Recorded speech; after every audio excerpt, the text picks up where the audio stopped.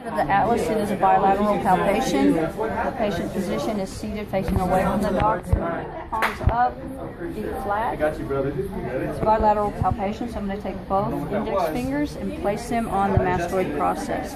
I'm literally going to slide underneath the mastoid process like sliding under a shelf. The mastoid process is up above my fingers. I'm still in contact with it. My fingers are going to slide ever so slightly anterior, and from there then I'm going to take my tip ends of my fingers and I'm going to push in lateral to medial, feeling for bony resistance in that soft tissue.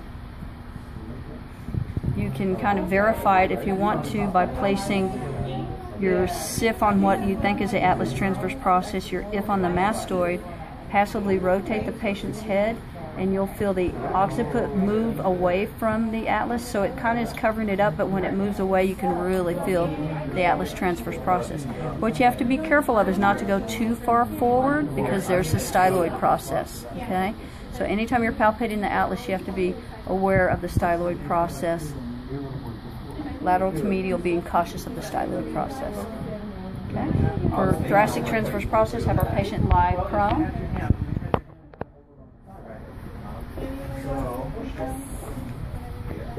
We're looking for non-midline structures, so we'll use our landmarks, either the vertebral prominence or the lumbosacral junction, depending on what region we're finding.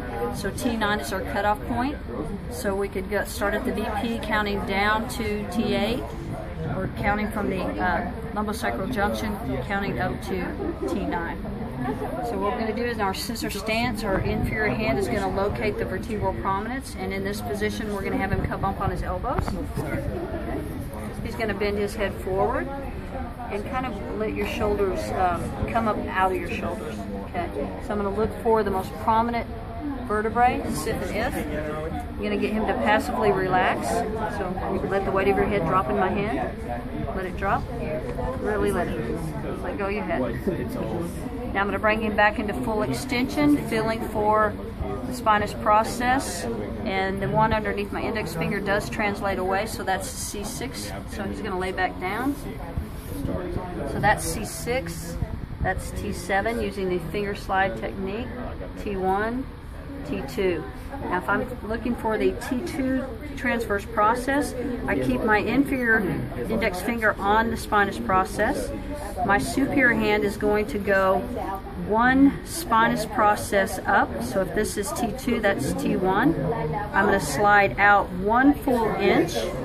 I'm going to take out tissue slack by pushing the tissue down. In other words, this would not be taking out slack, that is taking out slack. I'm going to back up my thumb with my other fingers, arms straight, and I'm going to lean over the patient, and I'm going to push straight P to A on the transverse process, feeling the wag of the spinous process underneath my index finger. That is verification that I've actually found the correct transverse process. If you don't feel the wag, then you may have to slide up a little bit or down a little bit from where you are, because there are some anatomical variances. Okay. In the mid-thoracics from T5 to T8, we now have to go up 2 interspinous spaces. So if that was T2, we're going to go down to T3, T4, T5, T6. So I have the T6 spinous process.